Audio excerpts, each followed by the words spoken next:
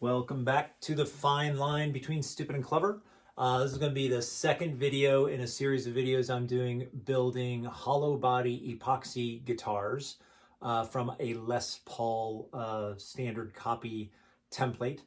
Behind me is my prototype guitar, Les Paul. I have a whole video on its production, how I casted the body, how I created it, and just for the full ridiculous effect, created an LED lighting effect inside the guitar. Well, for the second video, I'm going to take the same casting and create a short scale bass based on a violin bass model. Now this is a violin bass that I bought a kit from Amazon from Beck's Gears. It's about 170 bucks.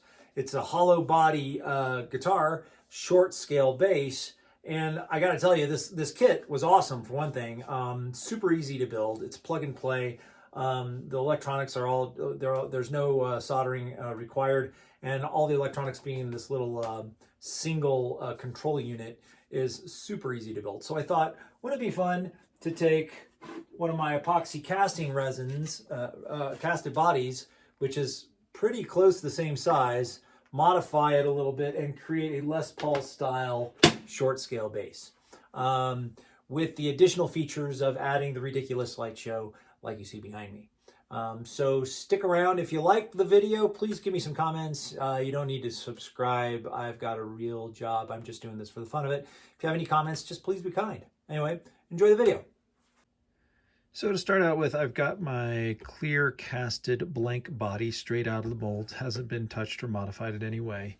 And the first modification that I know I'm going to have to do is, because the short scale bass neck is obviously longer, the screw holes for the bass actually match up just fine with the screw holes for the standard guitar, although the length of the neck in the neck pocket is longer. So I'm going to have to remove this epoxy here. I can still use the same lined up holes, but it's obviously the neck's going to be pushed down into the body a little bit. And similarly, I'm going to have to cut out the top a little bit to accommodate the longer neck, which is easy enough. Since the body is a floating bridge and a tailpiece, I'm going to remove the 4 posts in the center of the body, make it a complete hollow body. And then I will also be buffing out the clear epoxy in the back, as well as the back side of the top after it's been milled with all its holes, so I can give it that frosty appearance and act like a light diffuser for the LED lights. Now, for the design of the top, I believe I'm going to stick this is the unfinished body for the bass here. These pickup holes are actually longer, a little bit thinner than your standard Les Paul humbucker pickup sound holes. So I'm going to just kind of copy them as best I can onto the top. And then, of course, this is just a square hole that is required for the control cavity. So overall, and I think the one thing that I'm going to make on this body is I'm going to keep the F holes on the side, similar to the Les Paul guitar, so those will look very close. I went ahead and finished the neck.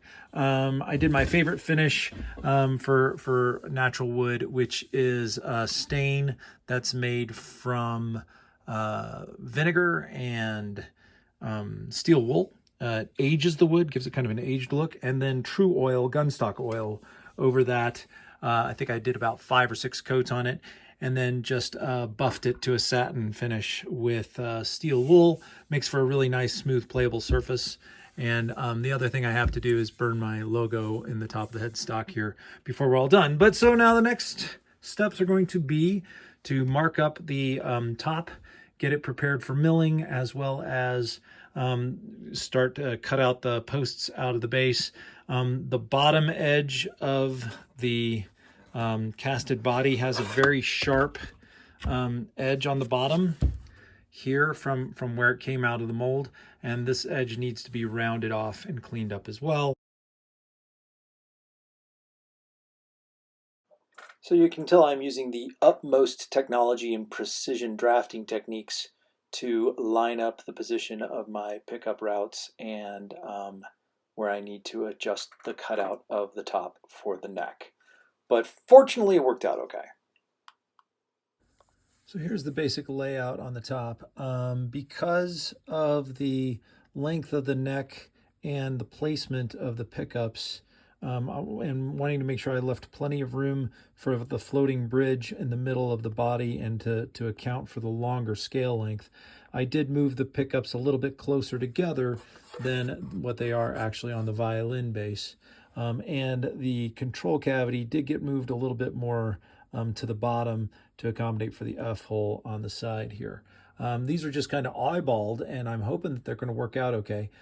To do most of the material removal for these, because this is the arched top, it's what I found has been easiest is to put it on my drill press and drill press out just with straight, so it keeps everything level and vertical.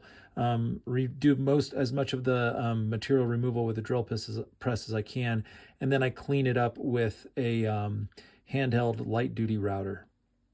So because I've been working so much with epoxy, I created this little milling space in the crawl space of my basement.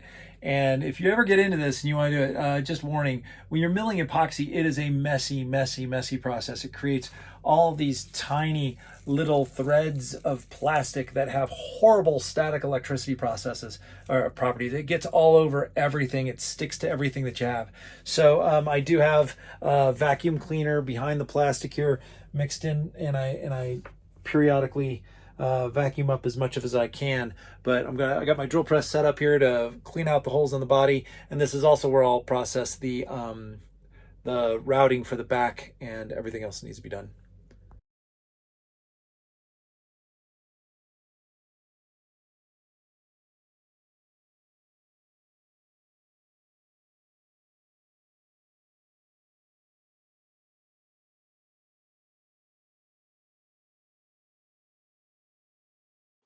And moving from the drill press to the router, I did put on my respirator mask because the router does kick up some fine dust, this epoxy, and from what I hear, it's not too healthy for your lungs.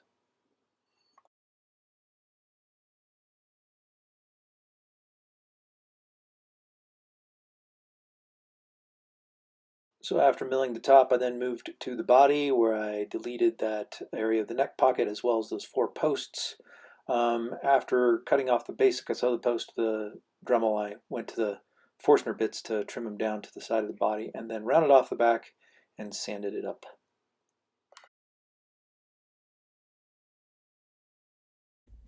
So here's where we are. I've got the top all prepped and ready to go. The body is cleaned up. I've cleaned up those posts out of there. I got everything sanded up with the beautiful imperfections in it as it is.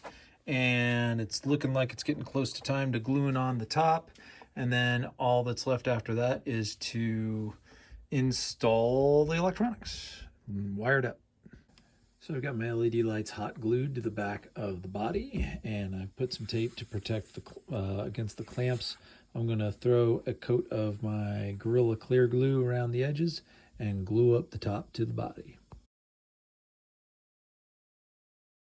So this is one area where I've got to figure out how to perfect putting the right amount of glue on the edges and not smearing too much on the top. Wherever the glue comes in contact, it actually clarifies the body, making it look less frosty and not much of and deletes some of that light diffusion properties.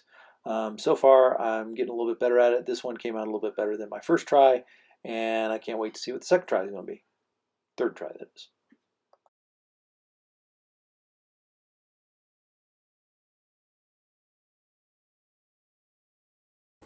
So not visible in the shot is my brand that is being heated over that propane torch here. And after about 20 seconds of heating it up, I then, after putting a little bit of moisture on the wood, press the brand in and hold it and rock it around a little bit to get a good deep imprint.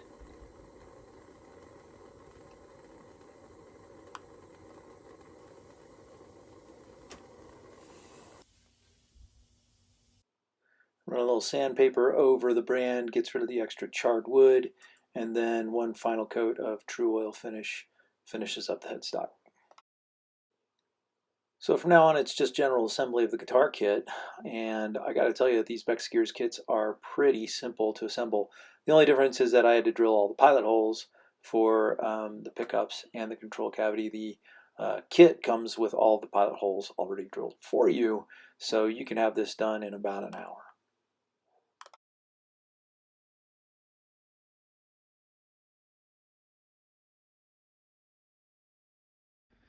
So I've just got the whole thing built up here. I wanted to point out the simplicity of this kit from Beck's Gears. It's really amazing. First of all, the pickups go in super easy, and the surround rings are kind of a thin plastic, almost about the same thickness as a pick guard, but it accommodates and curves to the arched top super easily and just bends nicely around that.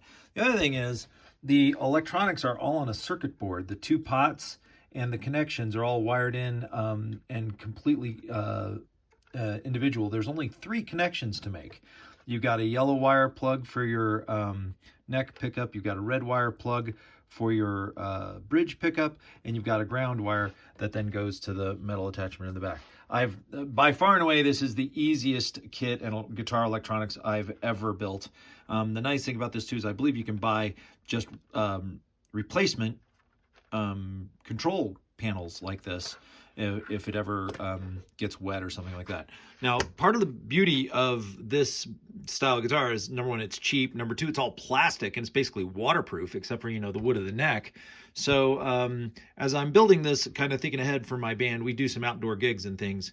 This would be a nice option for my bass player to have that is low risk. He's not going to take his nice bass out for playing outdoors. And it's kitschy and geeky and will go well with the Les Paul as well.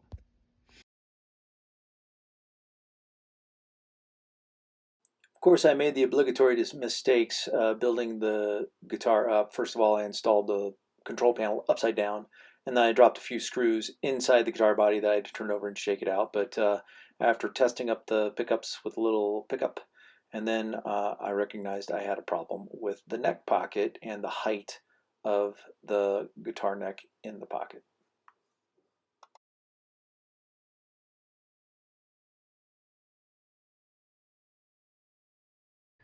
So this is a lousy way to show this, but in trying to figure out my bridge height issues between the bass and the guitar, I have now figured out that the neck pocket on the bass is about 1/8 of an inch deeper than the neck pocket on the guitar. So I had a couple of different options for fixing this. Number one, I could plane down or route out down the neck pocket in the body another 1/8 of an inch, but I might mess up that very important angle of the neck in order to get that right. The other option would be just to put my neck on the table saw and cut 1/8 of an inch off the bottom of the neck, which is what I'm going to do. So from this video, I'm starting to realize I should probably think about getting an updated blade for my table saw. It's a little bit old and dull, and it took quite a bit of time to cut through that thick of the bottom, but it came out all right.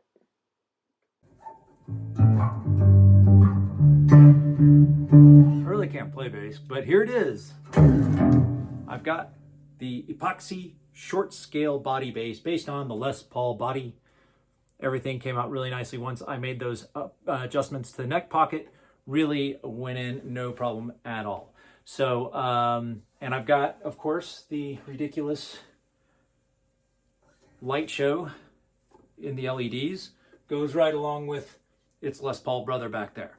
So next up on my series of epoxy bodies, I'm going to be making an acoustic guitar out of a blue tinted epoxy body. Stay tuned for that one. Hope you liked the video. If you got any ideas for other guitars you'd like me to see me build out of these epoxy things, let me know.